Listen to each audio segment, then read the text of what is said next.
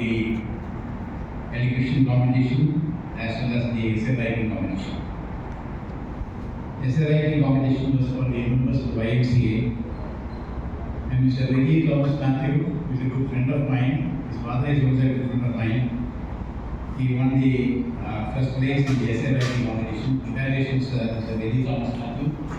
And in elocution competition, which was held today, we had competitions both in Malayalam and also in English. In Malayalam, the second place goes to Mr. Adityan DS of Mario College. And the first place goes to Ms. Sneha S of University College. And in elocution competition in English, the second place goes to Ms. Neha Anup Mario College. And the first place goes to Ms. Neetu K.M. St. Mary's HSS. Congratulations to all the winners.